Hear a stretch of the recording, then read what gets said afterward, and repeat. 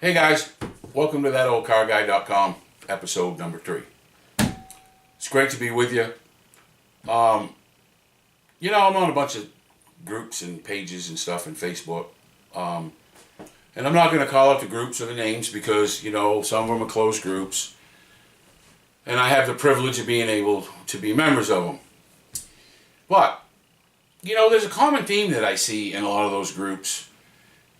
And there is, there'll be a post of, well, I just had a customer come in and they're trying to trade their car and they're paying $750 a month and their income's only $1,800 a month and I can't believe, a dealer would have done that to them. You know what 90% of the responses are? Well, that must mean the staffed event business was in town a couple months ago, or a month ago, or 2 months ago, or 3 months ago. Well, that may be true. It may not be true. But here's my take on that whole thing. I had my own staffed event business for 8 years at a 92% resign rate. I was responsible for chargebacks. I've had a couple dealers I had one dealer actually paid a $500 chargeback for an ad that the dealer wrote because he wanted to take over the advertising because the dealer's general manager thought he knew the advertising better than we did. So he actually wrote and proofed and went through his own print company. I just went in and did the sale. He got fined $500 from the Attorney General's office because of the way the ad was wrote. Wasn't my ad, but I got paid on the sale. I paid the $500 fine. But none of that really matters. My point is that I'm trying to get to is that you want to know the reason managers, GMs, GSMs, mostly GSMs and sales managers, you want to know the reason your GMs and your dealers sign for staffed events? 2 reasons. Number 1, your old age inventory doesn't matter to those people. The day that they walk through the door, if they're a good staffed event company, the first thing they do is do an inventory check. Then they book out every car. They highlight every car. They have a spreadsheet with clean trade, retail, everything on it. They know how much they can get bought on the car. They already know what you're buried in.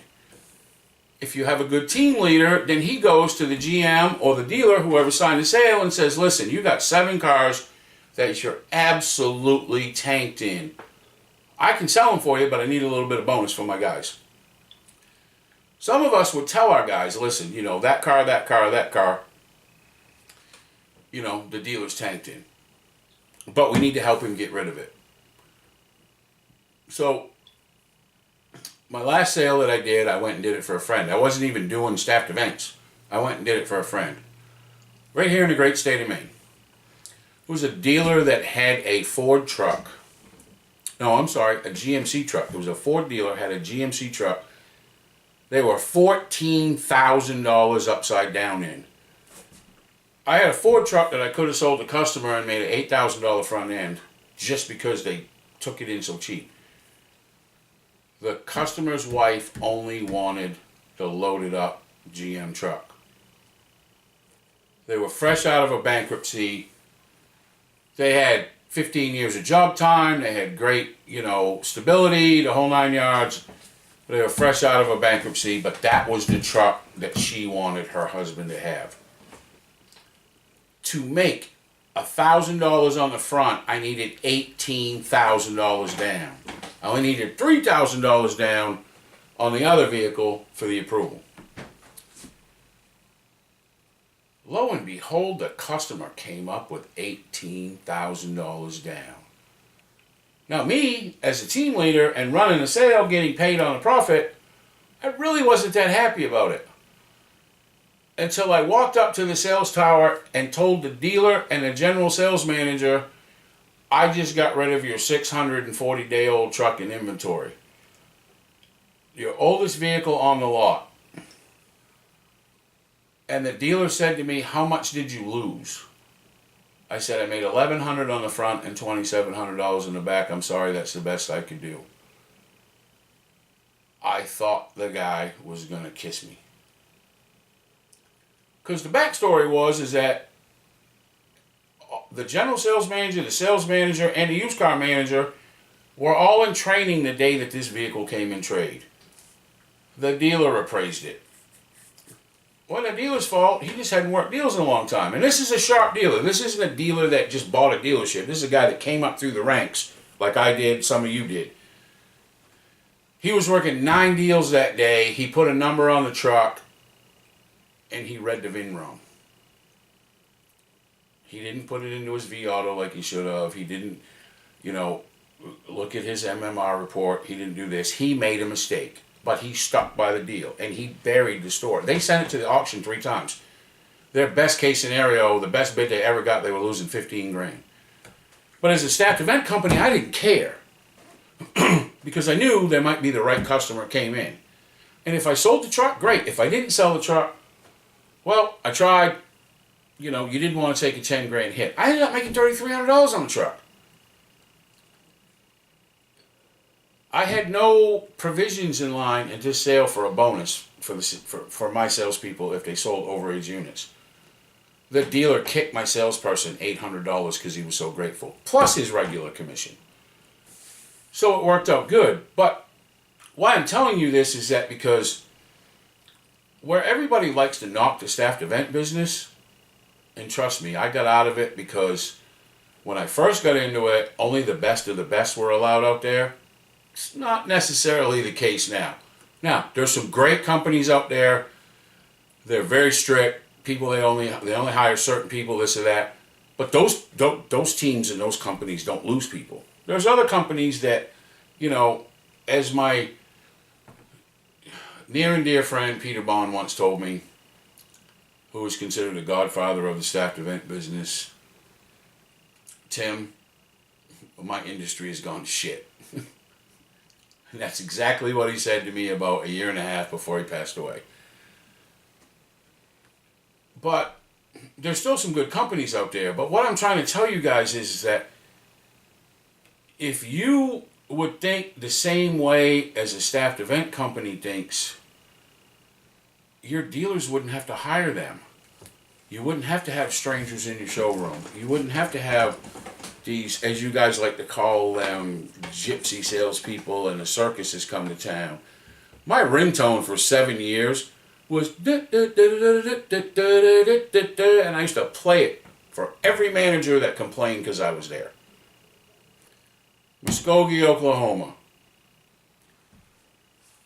Right in the middle of the crash.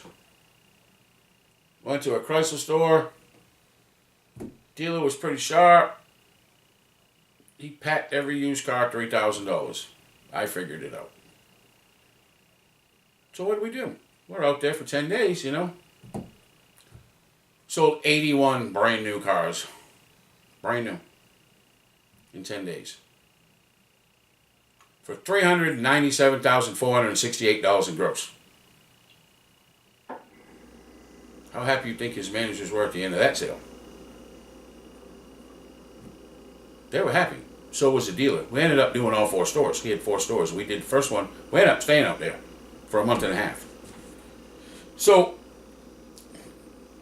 and when I got ready to leave, one of his managers that had worked for him for 21 years said, I now understand why he hired you guys. Because you have a fresh perspective, and you also come in with the fact of you only got 7 days or 10 days to make your money. We all think we have a month.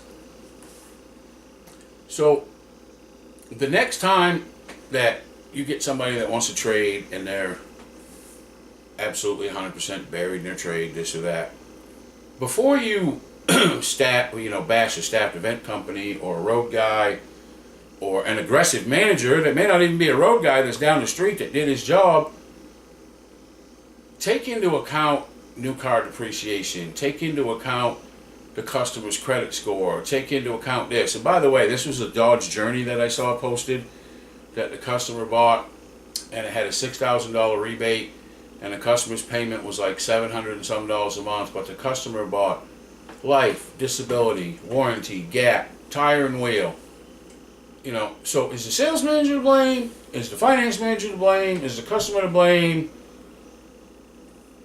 Nobody's to blame. Okay? The customer bought a vehicle with a $6,000 rebate. Now let me ask you a question. A 2016 Dodge Journey with 12,000 miles on it, what's it worth? If it's an SXT, it's worth 12 grand. But it was an SE. You know, it's not the dealership's fault.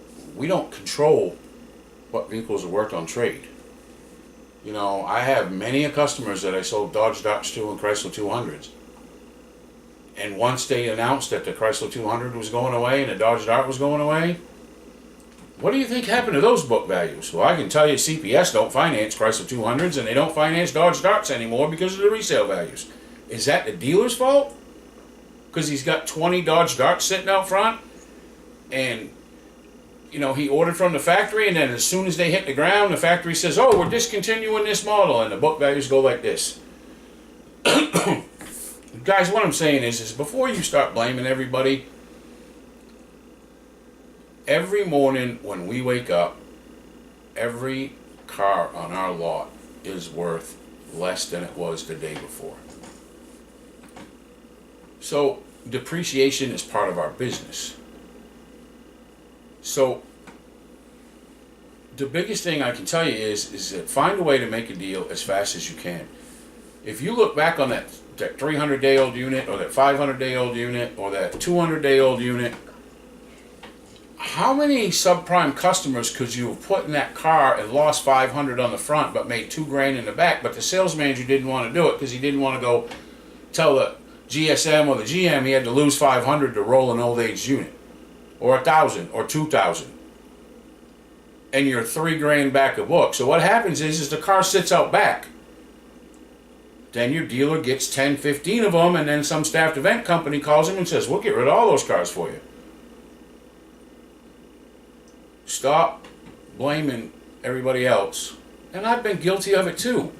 My point is stop blaming everybody else. If you can see that much daylight on a 100-day-old unit, can you replace it on, especially a used car? Can you replace a 100-day-old Toyota Camry? Just like that. So get rid of it. Get another one. Stop falling in love with the cars on your lot and stop blaming everybody else in the world because you have overaged inventory. I'm not trying to be rude. I'm just trying to be real. With that in mind, listen, y'all have a good night. We'll see you next time.